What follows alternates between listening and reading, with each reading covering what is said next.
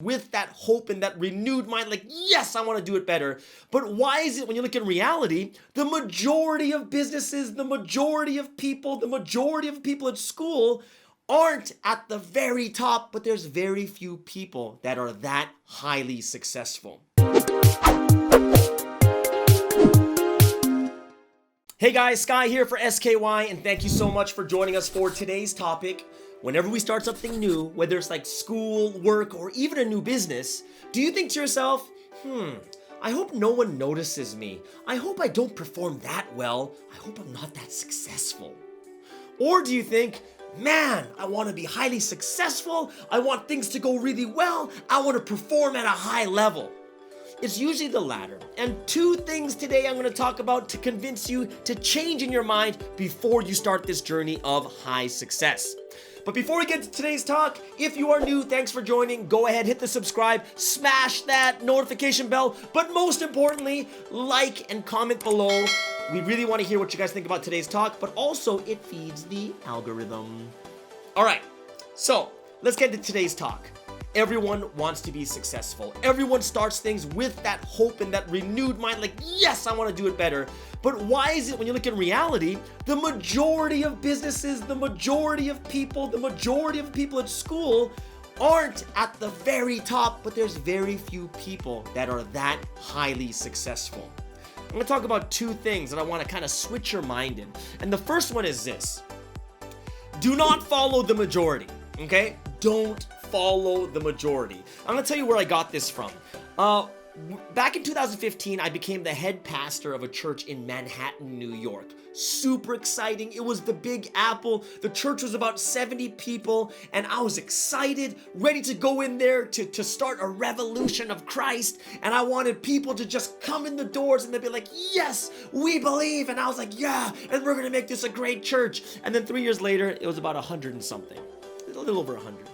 And I thought to myself, like, man, it wasn't totally not what I expected. But then I'd walk 3 blocks down the street and there'd be this one church with like 8,000 people. And then you walk 5 blocks up the other way, all the way in the heart of Times Square, and that church was like 15,000 people. And I was like, what gives? Like, what's the difference? Why are they successful and why aren't we? So I started to research about this, and the first shocking detail, that I found out through statistics back then was that the average size church in America at that time was something like 85 people. And I was like, what? Only 85? The average size is 85, even though 5 blocks up the street there's 15,000 and 3 blocks down there's 8,000. And I was like, just taking the 3 churches there, our average is gonna be like 5,000. Like, it doesn't make any sense. So then I was like, I wonder what it is. So I started doing a little bit more research. And then I saw that there was something called a megachurch. And a megachurch is a church that has a weekly average congregation or attendance of 2,000 or more. And I was like, oh, wow, 2,000 or more is a megachurch. Then I looked even closer and it says only about 3% have become megachurches. And I was like, man, that's a small number. So I thought to myself, like, man, that's like 97% not making it. 97% staying that small, like under 180 something people as an average. And I was like, what gives? And as I did a little bit more research, someone actually wrote a book on it. And in this book, it talked about the 8 mistakes the majority of the churches were making. And the 8 things that this 3% were doing well. And I was like, that's interesting, because the first thought is 97%, which means the total majority, 97% were doing it a certain way, and that's why they were the way they were. And I realized to myself, wow, the majority is like this, which means this.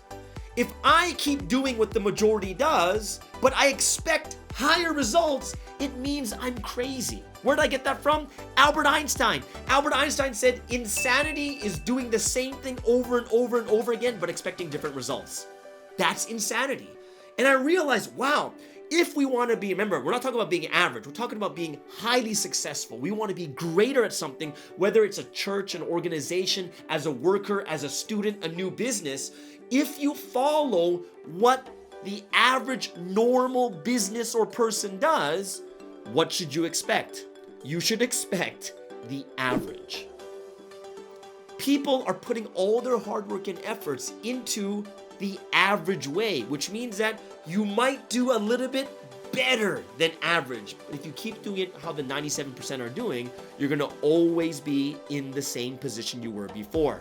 The first thing is, guys, if you want to be highly successful, remember, then we're not talking about people who are average and normal, just want to live a normal life. We're talking about those who said, I want to be successful, highly successful. You have to stop looking at the majority.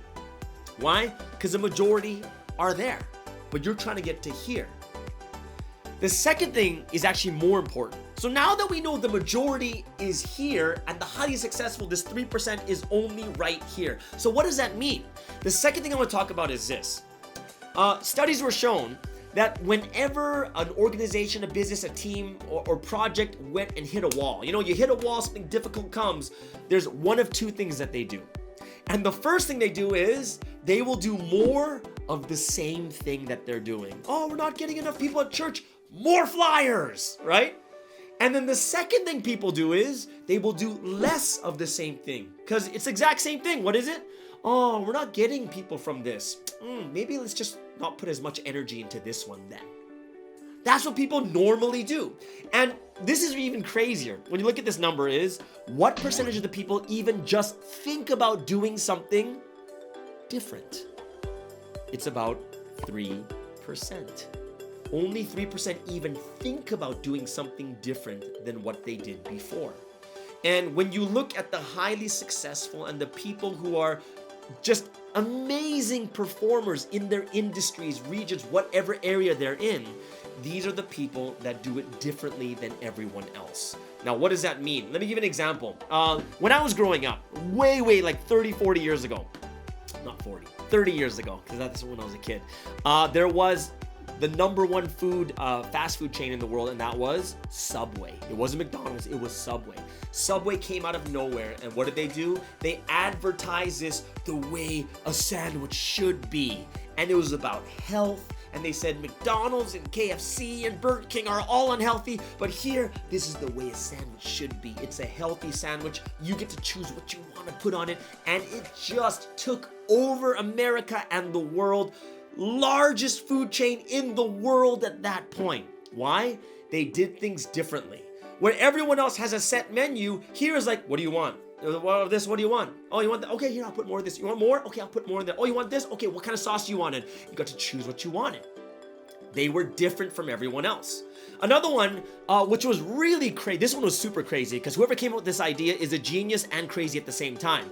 Is like in the past, there was the furniture industry and everything, like whenever you bought furniture, you had to rent a huge truck. They'd put the furniture into the truck, drive to your house, and they'd have to like Tetris puzzle their way to put all this big furniture into your house. It was crazy.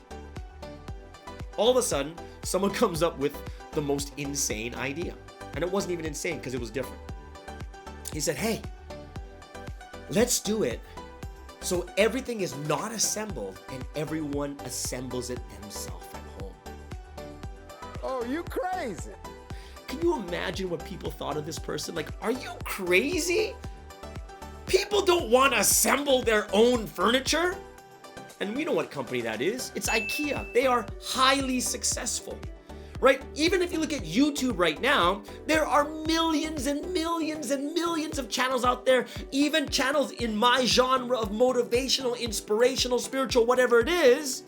There are so many of them. And what are people going to ask when they're watching this YouTube channel? What's different about him, right?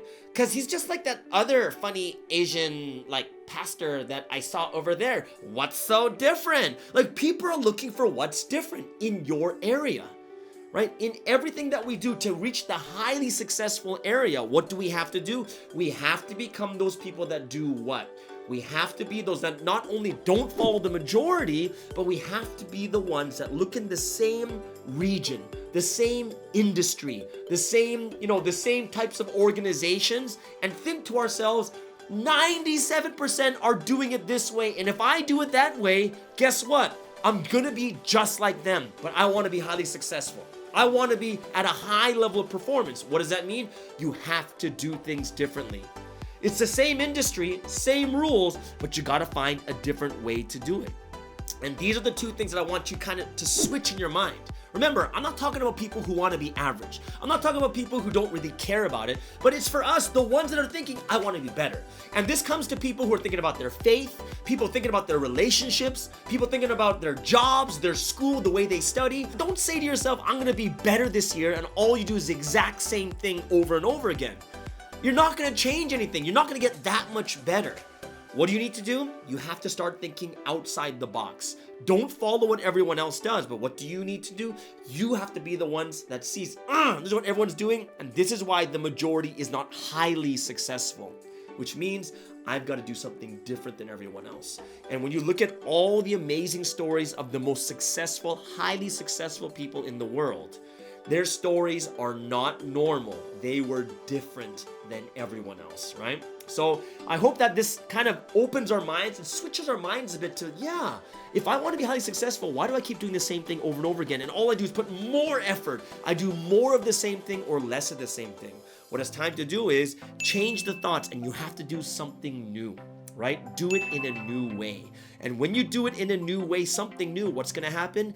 Then you're going to see different results. Some of them might fail, but that's okay, because like, oh, okay, not this way. But you're finding that one thing that no one else does. It differentiates you from everyone else. All right, guys, thank you so much for joining us today. If you are new and you haven't done it yet, subscribe, smash that notification bell, like and comment below. And if you really like the content of today's talk, go ahead and share it with your friends and family. We really appreciate that. All right, guys, have a wonderful week, and we'll see you guys again next time. All right, bye-bye.